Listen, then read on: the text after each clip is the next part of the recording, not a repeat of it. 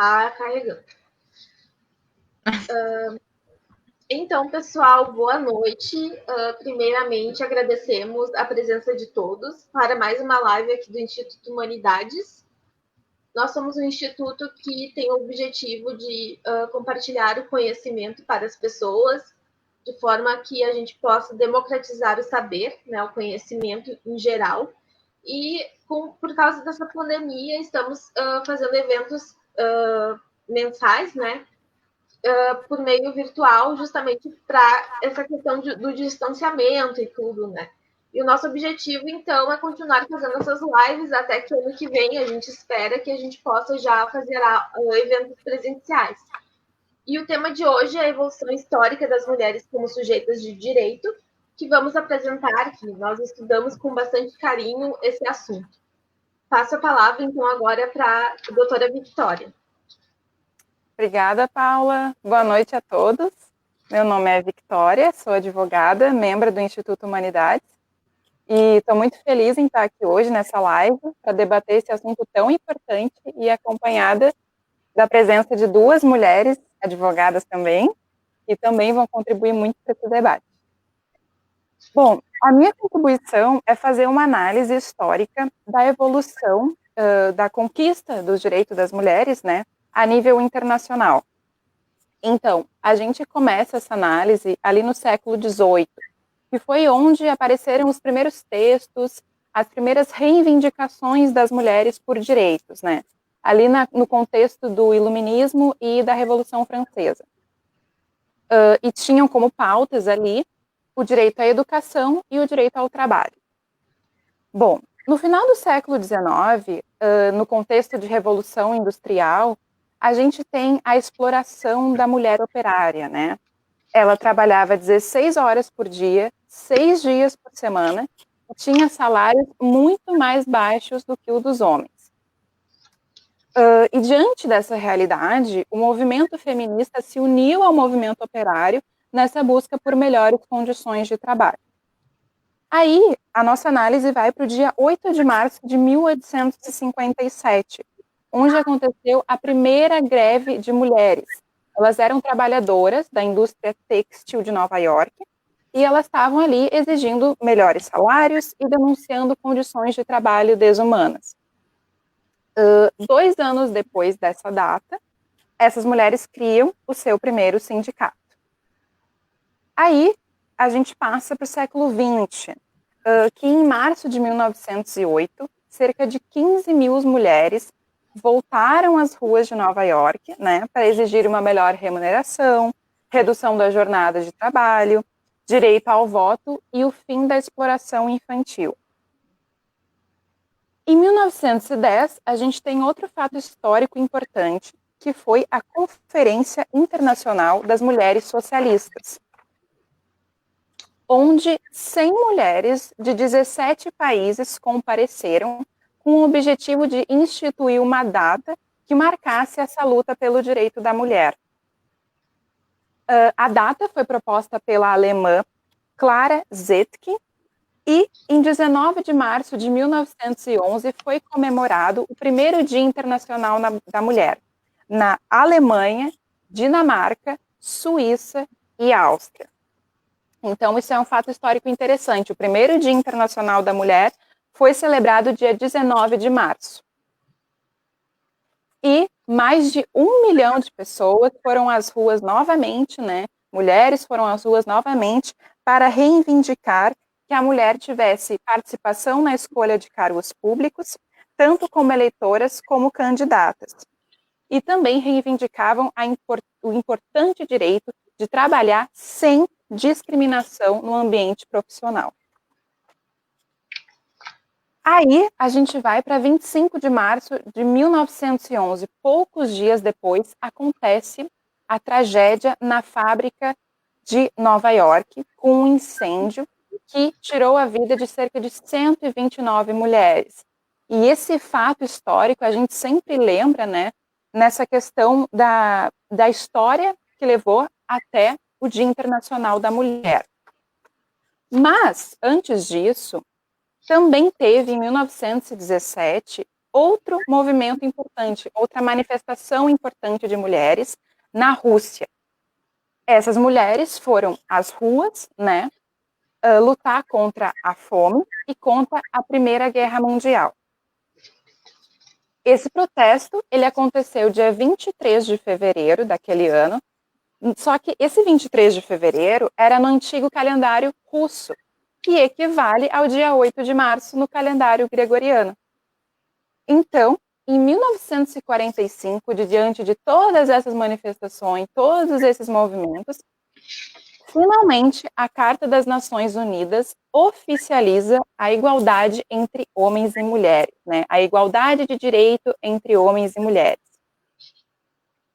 Também, em 1953, houve a Convenção sobre o Direito Político da Mulher e, finalmente, em 1975, a ONU oficializa o Dia Internacional da Mulher, sendo no dia 8 de março. Bom, depois dessa análise histórica, né, do que levou até a oficialização do Dia Internacional da Mulher, eu gostaria agora de fazer uma análise sobre a conquista de direitos específicos, né? O direito à educação, o direito ao ingresso no mercado de trabalho e o direito ao voto. Bom, com relação à conquista ao direito à educação, a partir do século XIX, a instrução das mulheres, a instrução dada às mulheres, ela aumentou. Ela passou de ser uma instrução apenas sobre tarefas domésticas e foram integradas disciplinas ao currículo das mulheres que aumentassem novas disciplinas para aumentar a instrução delas. Só que, mesmo com esse grande passo, as mulheres ainda não eram permitidas o ingresso na universidade. Esse direito só foi conquistado no ano de 1837, nos Estados Unidos, onde foram criadas universidades exclusivas para mulheres. E, na Europa, elas só foram ingressar na universidade após a Primeira Guerra Mundial. Bom, então, era um cenário em que a mulher já tinha conquistado uma instrução, uma escolaridade maior, mas ela queria efetivar esse direito, né? Ela queria ingressar no mercado de trabalho. E qual foi o fato histórico importante aí, né? O fato histórico que determinou esse ingresso no mercado de trabalho? A Primeira e a Segunda Guerra Mundial. Por quê? As mulheres passaram a substituir os homens, né, no mercado de trabalho, porque esses homens tinham deixado sua profissão para ir para o campo de batalha. Bom, um dado interessante que eu queria trazer aqui nessa análise, né, desse âmbito profissional da mulher, é que em 1919, a OIT, a Organização Internacional do Trabalho, estabeleceu uma resolução que exige igualdade salarial entre homens e mulheres que exerçam a mesma função. Para vocês verem, nós estamos em 2020 e ainda não foi efetivado esse direito. Mais à frente, até a doutora Paula vai abordar com vocês esses dados da atualidade que comprovam, né, que ainda temos diferenças salariais com os homens. E, por fim, a minha contribuição para o debate vai terminar na análise da conquista ao direito ao voto. O movimento sufragista. Por que eu quero encerrar falando do movimento sufragista? Porque esse foi um movimento que ele foi o ápice da luta pelos direitos da mulher. Ele foi o ápice ali no feminismo.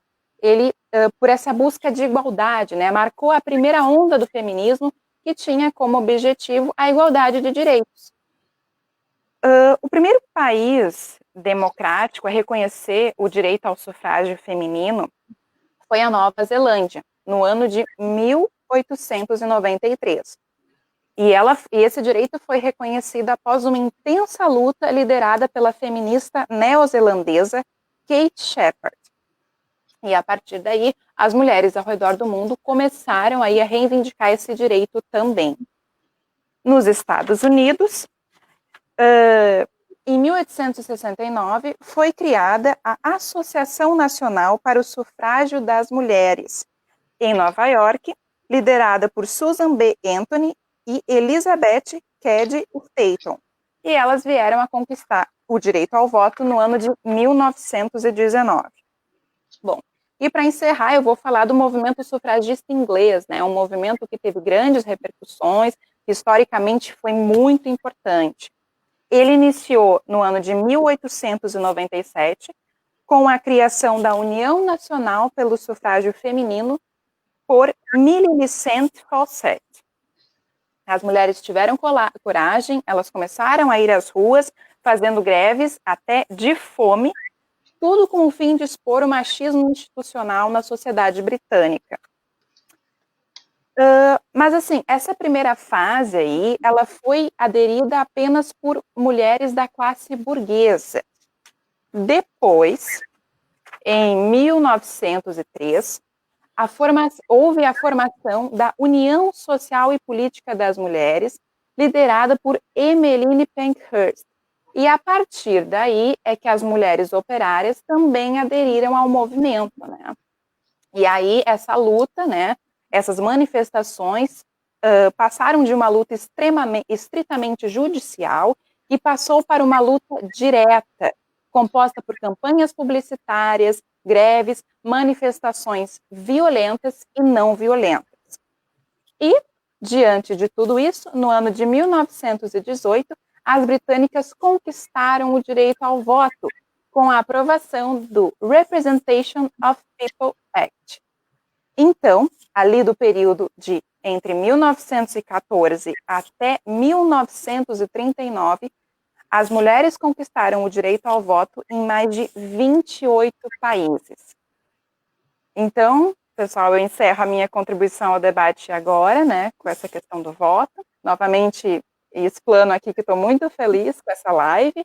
E agora eu passo a palavra para a Camila, que vai analisar com vocês a conquista dos direitos das mulheres no âmbito nacional, no Brasil.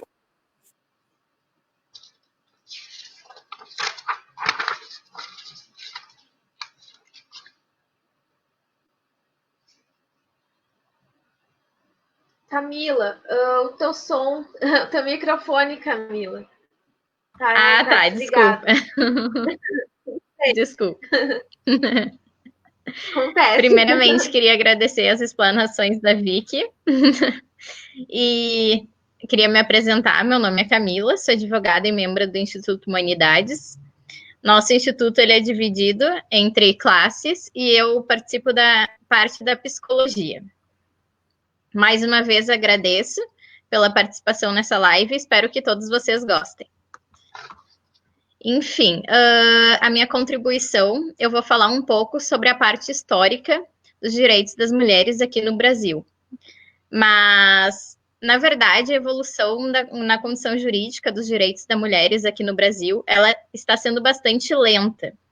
E elas têm como os principais marcos básicos, assim, que a gente pode perceber, citando o Estatuto da Mulher Casada, que alterou o Código Civil, a consolidação das leis de trabalho, a consolidação das leis da Previdência Social e as anteriores cartas magnas que foram abolidas pela Constituição Federal. Mas o que a gente pode perceber principalmente, assim, referente à evolução? Que no Brasil colônia, a igreja deu início à educação, mas a educação básica era somente para os homens. A educação para as mulheres não existia. A igreja da época pregava que a mulher devia obediência cega ao marido, ao pai ou à figura masculina que existisse dentro da família. E, consequentemente, a mulher vivia enclausurada, sem contato com o mundo exterior, e seus únicos motivos, basicamente, de vida era o lar e a igreja. Mas, aos poucos, isso foi mudando, e a mulher também não era permitido os estudos, nem aprender a ler. Nas escolas administradas pela igreja, somente eram permitidas as técnicas manuais e as domésticas. Só isso era ensinado às mulheres. E o que a gente pode perceber é que essa ignorância toda era imposta de forma a manter a mulher subjugada, desprovendo de conhecimentos que permitissem elas a pensarem nos direitos de igualdade entre os homens e as mulheres. E a mulher era educada para se sentir feliz diante dessa situação. se sentir feliz, infelizmente, como mero objeto. Mas, com a mudança da corte portuguesa para o Brasil, foram abertas algumas escolas que não tinham fins religiosos. E aí sim, as mulheres puderam entrar nelas e puderam estudar, mas mesmo assim eram restritos conhecimentos de trabalhos manuais e trabalhos domésticos. A única coisa que diferenciou é que foi introduzido o português de Portugal ao nível básico da época. Já com a Constituição de 1824, surgiram escolas destinadas à educação da mulher, mas ainda voltada aos trabalhos manuais, domésticos, cânticos e o ensino brasileiro de instrução primária da época. Mas ainda era vedado que as mulheres frequentassem as escolas masculinas, eram divididos. A vedação, as principais vedações eram duas, principalmente por não quererem convívio direto entre homens e mulheres, e porque, infelizmente, as escolas a nível masculino tinham um nível bem mais elevado do que a educação para as mulheres nas escolas femininas. Já no Código de 1916, foi sustentado os princípios conservadores, mantendo o homem como chefe da sociedade conjugal e limitando a capacidade da mulher a determinados atos, como, por exemplo, a emancipação, que era concedida pelo homem e pela mulher, mas era concedida pela mulher somente se o pai estivesse morto. E, enfim, no Código de 1932, nós tivemos uma evolução, que surgiu um avanço nos direitos das mulheres, que permitiu que a mulher exercesse o direito ao voto. O direito ao voto era para todas as mulheres a partir dos 21 anos. Já na Constituição Federal de 1934, essa idade foi reduzida para 18 anos. Mas, enfim, o que nós podemos perceber que ao longo das constituições, infelizmente, era abordado de uma maneira muito genérica o direito igualitário a todos. Somente na Constituição de 1967 que começou a afirmar a igualdade entre os gêneros. E, por fim, a Carta Magna de 1988, que igualou definitivamente homens e mulheres em direitos e obrigações. Então, se nós formos pensar, isso é algo muito recente.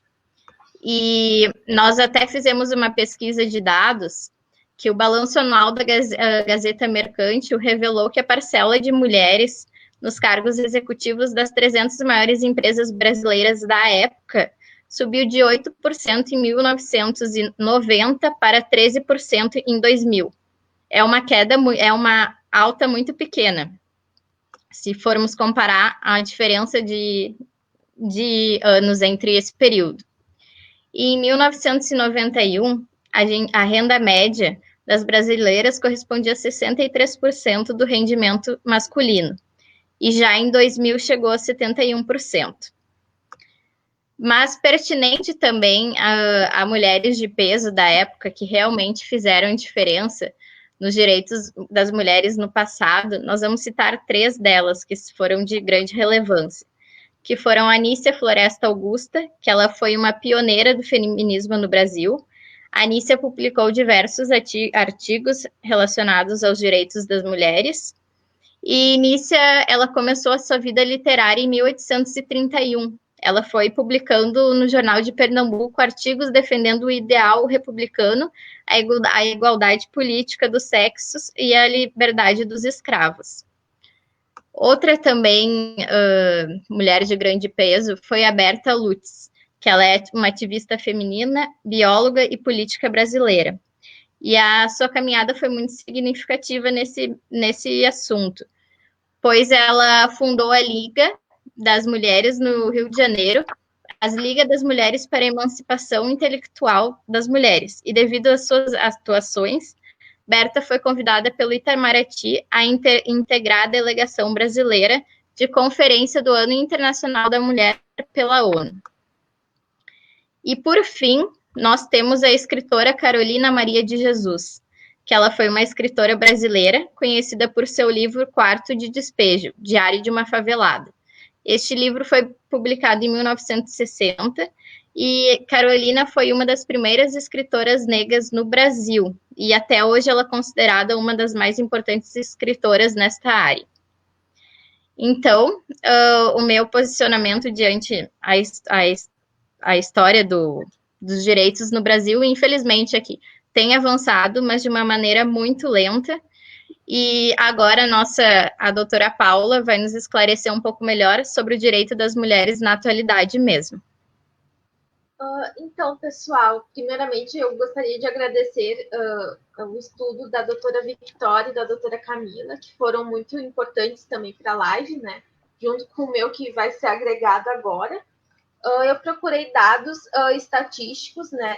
Com foco no Brasil mesmo, para que a gente tenha uma realidade concreta aqui do nosso país, né? Em termos de igualdade de gênero, em termos de uma sociedade mais justa e igualitária, e considerando todo esse histórico, né, todo esse contexto histórico que passamos, que as mulheres passaram, né, principalmente a política, a educação, enfim, são vários fatores que levaram, que foi por causa dessa questão política, da mulher se envolver mais, né, e dos ativismos políticos também, que foram fundamentais para que a gente avançasse ao ponto de que as mulheres, né, tenham mais prerrogativas em vários aspectos, né, porque não vivemos mais naquela sociedade do século XIX, do século XVIII, estamos em uma era nova, moderna, pós-moderna, então é uma era que a gente tem que debater, refletir, pensar. E, claro, nós três somos mulheres, né, advogadas, membros do Instituto Humanidades, então nada mais justo que nós falarmos sobre esse assunto, né, justamente por estarmos, enfim, por nos enquadrarmos, né, posso falar. Então, assim, eu pesquisei dados estatísticos, Sebrae, IBGE, né, e também notícias em jornais, para que eu pudesse, né, apresentar esses dados verossímeis para vocês, né, e para que vocês, enfim, formem o juízo de valor de vocês, porque cada um tem a sua visão sobre as coisas, né, e claro, a gente sabe que a nossa luta, né, das mulheres foi uma luta muito lenta e paulatina, mas que tudo isso foi necessário para que a gente chegasse, né, onde estamos hoje, e sabemos que muito temos que avançar, né? Então, o primeiro dado, né, eu separei minha parte em tópicos, e o primeiro dado que eu pesquisei é a representatividade das mulheres na política aqui no Brasil. Enfim, dos 513 deputados, né, existentes, apenas 77 deles são mulheres. Então, de 513 deputados, repito, 77 são mulheres. Dos 11 cargos da mesa diretora, incluindo os suplentes, as deputadas ocupam apenas 2. Então, 11 cargos para a mesa diretora, 2 mulheres.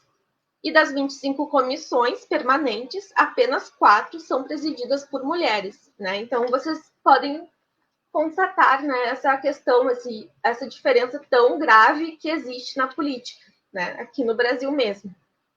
E, segundo o mapa das mulheres na política de 2019, que foi um relatório da Organização das Nações Unidas e da União Interparlamentar, que foi divulgado ano passado, em 2019, no ranking da representatividade feminina no parlamento, o Brasil ocupa, infelizmente, a posição de 134 de 193 países pesquisados, com 15% de participação das mulheres. Então, apenas 15% de participação feminina na política. Então, vocês já podem, então, perceber, né, essa diferença, assim, que é grande, né? E a política, a gente sabe que é um setor muito importante e fundamental, né, para que a gente possa avançar na conquista de direitos, né, na igualdade, e não só das mulheres, mas das minorias, né, principalmente na questão internacional, das minorias, dos refugiados. Então, a gente tem que pensar muito nisso, porque através da política a gente pode avançar, porque foi assim que a história demonstrou, né, ser possível. E também, claro, com muito debate, com democracia e tudo mais. E Na representatividade feminina do governo, o Brasil ocupa a posição 149 de um total de 188 países. Então, olha como o Brasil está atrasado, né? Vocês podem perceber o quanto o Brasil está atrasado em relação a outros países do mundo. E sobre o governo do Jair Bolsonaro, 9% é a representatividade feminina, né? Que são 2 mulheres entre os 22 ministros, sendo que a média mundial é de 20,7%, né? Então, em termos de política no Brasil, a gente viu que estamos bem mal na fita. E agora eu vou passar o tópico para as mulheres no mercado de trabalho, que também é outro aspecto muito relevante, afinal, como a Camila, a doutora Camila, salientou, né, no relato dela, enfim, a mulher conquistou o voto muito mais tarde, ela não podia ter a instrução necessária, a educação necessária na época, e os homens tinham isso, né, que eram concedidos aos homens e não às mulheres.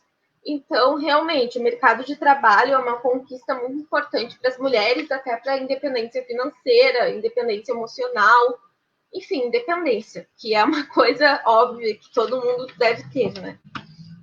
E as mulheres no mercado de trabalho aqui no Brasil, segundo dados do Instituto Brasileiro de Geografia e Estatística, do IBGE, menos de 14% de mulheres tinham um emprego nos anos 50. Né? Na década de 50, menos de 14% de mulheres tinham um emprego. Só que o último censo de 2010 mostra que esse número passou para 49,9%. Foi uma subida, mas ainda deixa muito a desejar. E, claro, teremos um novo censo logo, né? Não sei se vai ser ano que vem. Dizem que vai ser adiado esse censo do IBGE. Mas aí a gente teria que analisar como estão os dados agora, né? Porque passaram 10 anos, mas mesmo assim é o dado mais atual que temos devido ao censo do IBGE de 2010. Enfim, esse dado é importante, né? Eu tenho outro dado aqui, que é a quantidade de mulheres empregadas, que é muito menor comparada aos homens, né? Que a diferença passou de 80,8% de 1950 para 67,1% em 2010. Então, novamente, melhorou, mas não é o ideal. Sabemos que isso não é ideal, e mais no final vocês vão saber por que não é o ideal. Isso vai estar assim, a nível mundial mais esclarecido por que essa subida não é o ideal. Melhor, essa diferença diminuiu, mas não é o ideal. Enfim, passando então agora, ainda no tópico das mulheres e o direito de trabalho, no mercado de trabalho, passando um pouquinho, a gente pode falar sobre as diferenças salariais. A gente sabe que mulheres e homens que ocupam o mesmo cargo de trabalho, eles não podem, por lei, ter essa diferença, né, de salário. Né? Eles não podem ter essa diferença porque é proibido na lei. Então, isso é muito claro, muito óbvio, mas a gente sabe que na prática não é assim que funciona. Na prática, a gente ainda tem muito o que evoluir. E, enfim, as diferenças salariais, a introdução é essa. Mas agora, passando para os dados estatísticos, né? Em 2018, o rendimento médio das mulheres com emprego foi 20,5% menor do que a dos homens. Isso sem comparar os cargos ocupados por ambos, né? Então, a gente sabe que existe essa diferença salarial, sim, e que é algo que a gente tem que evoluir, porque, claro, se a mulher e o homem têm a mesma instrução, têm a mesma competência, né? Não é justo que a mulher receba menos que ele, né? Infelizmente, isso é um resquício daquela mentalidade do século XIX, século XVIII, que a Camila e a Victória trouxeram hoje para a gente. Deixa eu ver. Enfim, e sobre isso, os dados que foram pesquisados, que eu falei aqui, são da Faculdade Unicesumar, né? E também sobre os dados do IBGE. Então, a fonte, né, é clara.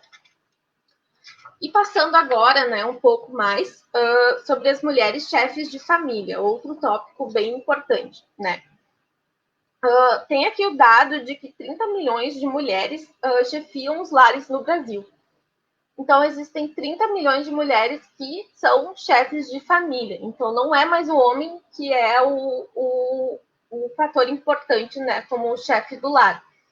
Como a gente viu, que a Camila falou antes, que eram os homens que tinham o provento da família, né, porque eles eram permitido a eles estudar, né, enfim, a mulher fazia as tarefas domésticas e tudo. Então, a gente vê esse avanço, né, que as mulheres tiveram como chefes de família. Só que, ao mesmo tempo, mesmo sendo algo bom, não é tão bom assim se a gente for parar para pensar, justamente por causa da razão disso, né? Por que as mulheres viraram agora na atualidade, né? Tivemos um crescimento de 105% desse tipo de lar.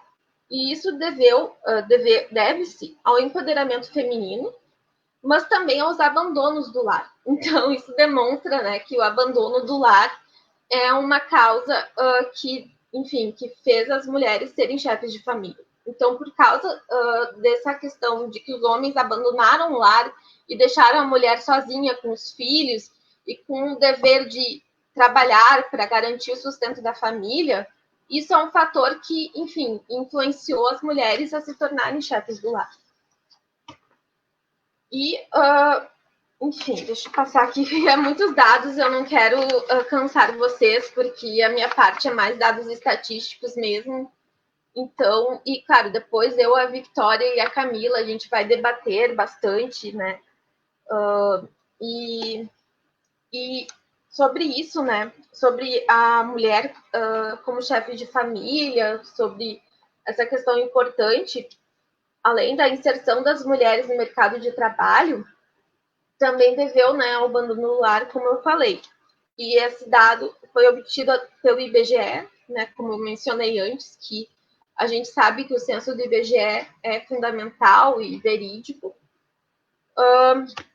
E as mulheres empreendedoras também é outro tópico, né, que eu acho interessante falar do empreendedorismo, porque empreendedorismo também é uma forma da mulher ter lucro, a mulher, né, ter mais independência em relação aos homens, né? Porque, claro, não existe só o trabalho assalariado, só essa questão da mulher trabalhar e ganhar um salário e ocupar aquele cargo de secretária ou de outros cargos assim, tendo uma estabilidade. A mulher também pode ser empreendedora, ela também pode se arriscar um pouquinho, sabe? E até melhor, porque quanto mais liderança, né, para as mulheres, muito melhor. Então, uma coisa curiosa, por exemplo, é que no Google Meu Negócio, que a gente tem o instituto, enfim, que ali, quando tu pesquisa um lugar, tipo um bar, um restaurante, tudo, quando tu administra esse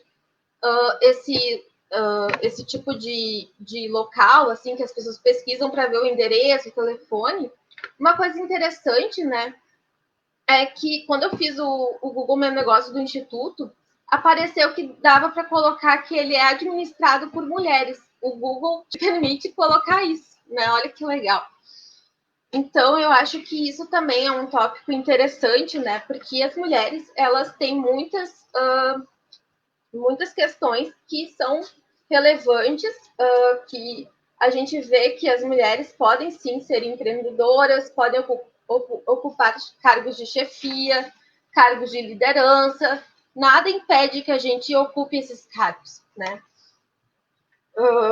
E, claro, essa questão toda... só que, assim, uma questão, né, que é importante pontuar aqui é que, mesmo sendo empreendedoras, as mulheres continuam ganhando menos que os homens. Tipo, aqui diz que ganham 22% menos que os empresários. E essa situação vem se repetindo desde 2015, segundo dados da Pesquisa Nacional por Amostra de Domicílios Contínua, PNAD-C, do Instituto Brasileiro de Geografia e Estatísticas do IBGE. E a fonte aqui que eu obtive foi pelo Sebrae, né? Então, também é uma fonte segura e importante. E agora eu vou falar um pouco sobre a violência doméstica, né? Sobre a pandemia também, principalmente aqui no Rio Grande do Sul.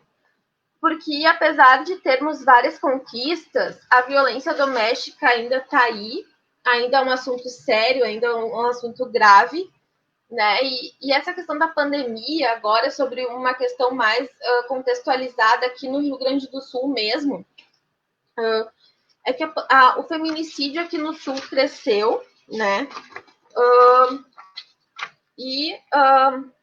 Eu vou ler aqui porque tá complicado falar os dados, porque são muitos números. Deixa eu ver aqui. Já quando o assunto é mercado de trabalho, o indicador não é dos melhores.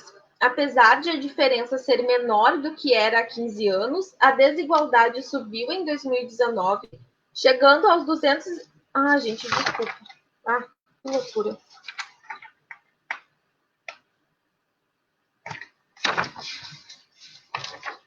Ai, gente, desculpa, me perdi. É melhor não ler.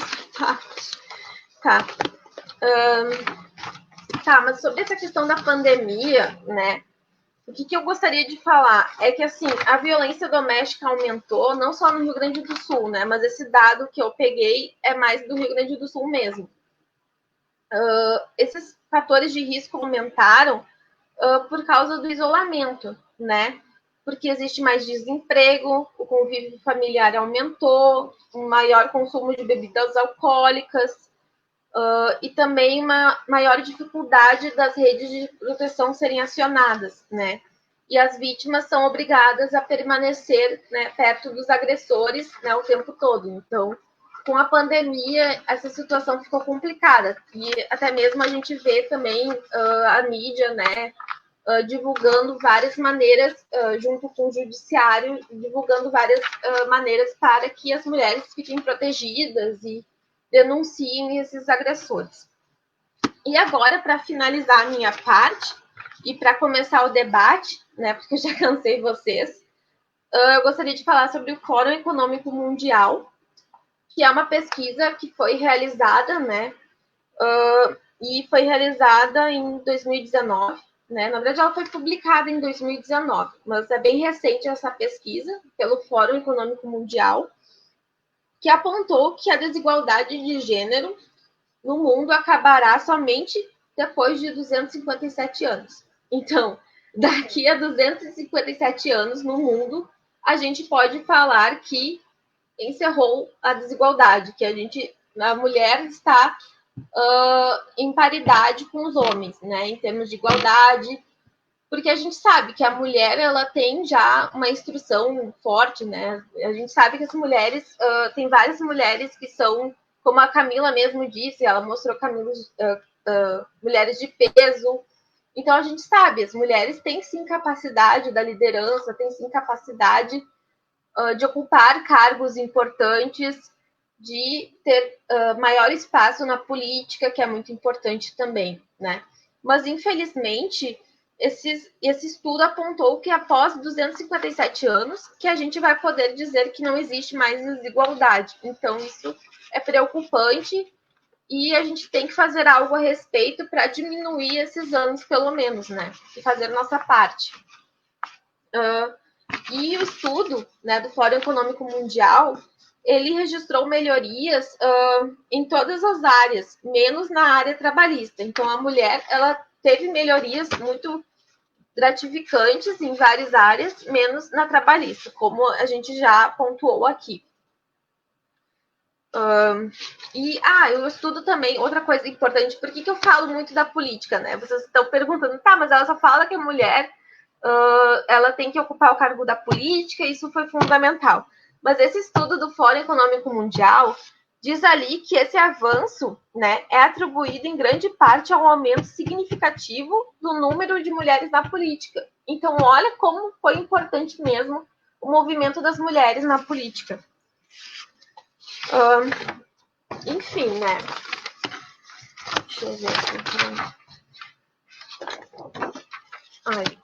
É isso, gente. A minha parte é essa. Desculpa aí se eu me atropelei um pouquinho.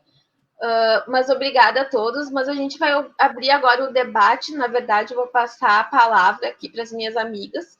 E a gente vai conversar um pouquinho E, claro, se vocês tiverem perguntas, a gente vai respondendo. Podem perguntar aqui nos comentários, que a gente vai respondendo cada pergunta de vocês. E agradecemos muito o carinho. E vamos agora iniciar o debate com as gurias. Eu passo a palavra agora para a doutora Victória. Obrigada, Paula. É muito enriquecedor todos esses dados que tu trouxe. Até quando a gente estava conversando sobre o que trazer para essa live, né? A gente tinha essa ideia. É muito importante a gente falar de todos esses dados. Podem parecer muitos dados, mas é importante porque eles refletem a nossa sociedade atual, que comprovando que nós mulheres ainda temos muita luta pela frente, né? Esse dado do Fórum Econômico Mundial, sabe, é assustador, porque o lado bom é que sim, nós já conquistamos muita coisa, até foi a minha parte, né, que eu falei, mas assim, eu acho que a gente está num momento que tem muita coisa pela frente ainda, né? Como eu disse, lá em 1919, a OIT, a Organização Internacional do Trabalho, já definindo que homens e mulheres na mesma função têm que ter igualdade salarial, né? E a gente vê agora em 2020 que ainda não tem. Então, isso é muito revoltante ainda, né? Então, novamente eu falo, assim, eu estou muito feliz de estar aqui com outras duas mulheres, a gente tomando frente e falando sobre esse assunto, né? Porque é uma causa nossa, de todas nós, e que a gente tem que se unir, porque cada vez mais aí, pelo amor de Deus, diante desse dado de que vão levar 200 anos, é a gente se unir e nunca deixar de reivindicar os nossos direitos, que sim, a gente tem capacidade, a gente tem toda a capacidade de liderar, a gente tem toda a capacidade enfim, de serem ótimas profissionais, né?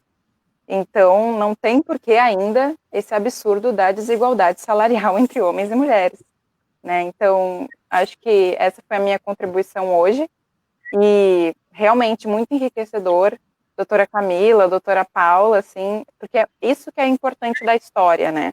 A gente fazer toda uma análise da história para a gente entender o que trouxe a gente até aqui, mas entender principalmente que a gente ainda tem muita luta pela frente.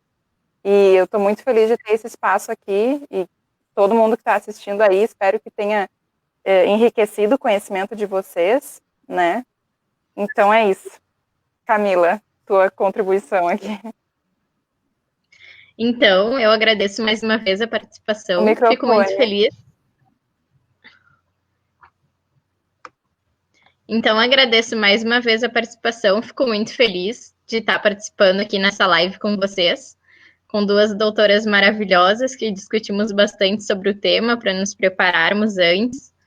Mas conforme os dados, realmente conforme as pesquisas e a evolução histórica no geral, é realmente entristecedor ver que ainda falta muito para a gente chegar à equiparação de gênero e a evolução da mulher no mercado de trabalho buscando seus direitos é visivelmente gritante.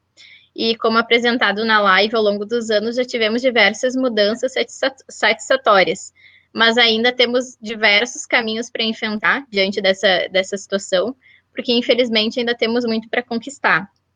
E, enfim, é chocante a gente ver as pesquisas que foram apresentadas pela Paula, também pela Vitória, e que os dados estatísticos mencionam, infelizmente, situações gritantes de desespero em relação a este tema, e que temos uma luta de, em média, quase 200 anos pela frente.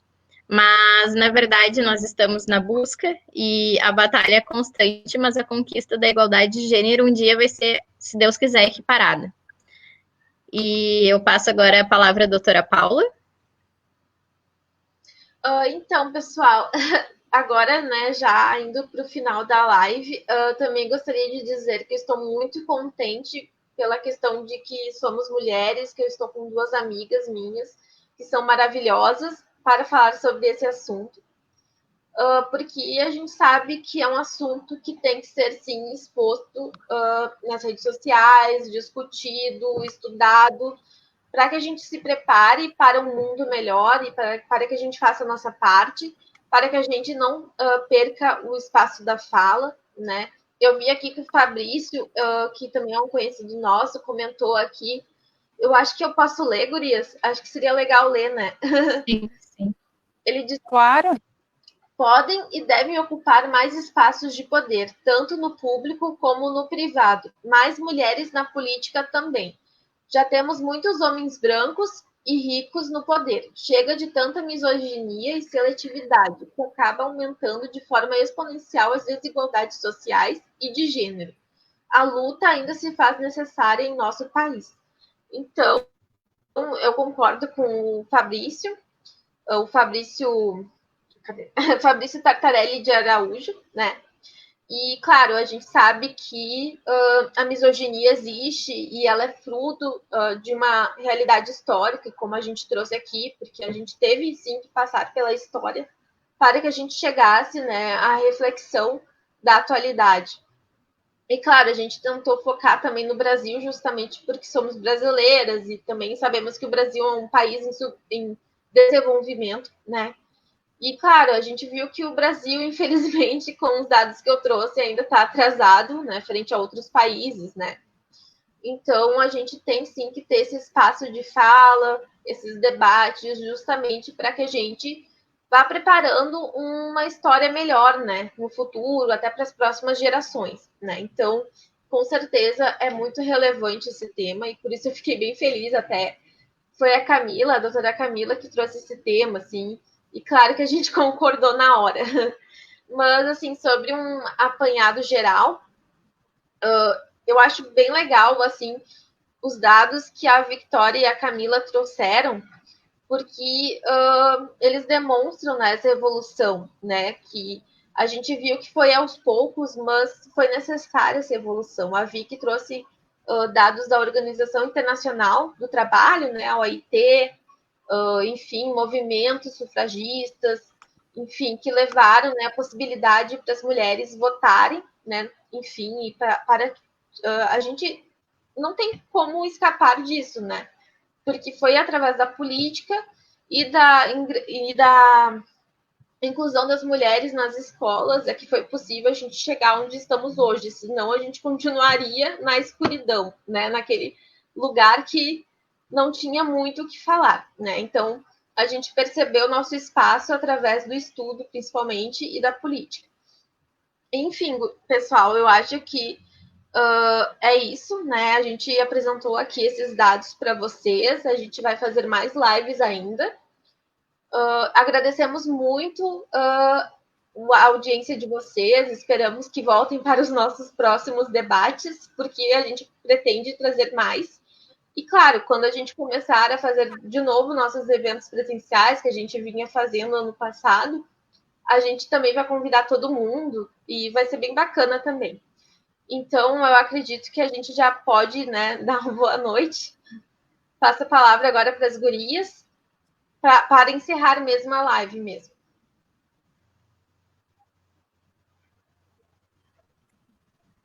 Bom, como a Paula disse, então a gente vai encerrar por aqui. Boa noite a todos. A gente agradece mais uma vez a todos que assistiram, né? Principalmente as mulheres que estão assistindo aqui junto com a gente, né? Esse tema tão importante que a gente trouxe hoje. E só para encerrar, eu acho que é isso como a Paula disse, né? O que aconteceu no passado é o que levou a gente até aqui. Se a gente tem direitos hoje, se a gente pode estudar, se a gente pode votar, se a gente pode trabalhar, é por todo esse movimento histórico, toda essa luta que teve lá no passado. E o nosso dever agora é continuar, não desistir, porque a gente sabe que ainda tem diferenças muito grandes para preparar para as próximas gerações de mulheres uma sociedade mais igualitária, que é o mínimo, né? Que é o que a gente tanto sonha. Então, obrigada, pessoal. Pode falar, Camila. Agradeço mais uma vez a presença de todos, espero que tenham gostado da nossa live e espero que continuem assistindo aos próximos que vamos ter e tomara que de maneira presencial o mais breve possível e também por participarem de um assunto tão importante, principalmente para nós mulheres e com os diversos avanços históricos e tenho certeza que na busca constante de todas nós juntas, talvez a gente consiga diminuir esses 200 anos que a gente tem ainda pela frente. Agradeço mais uma vez a todos e foi um prazer. Boa noite. Pessoal, encerrar aqui. Boa noite.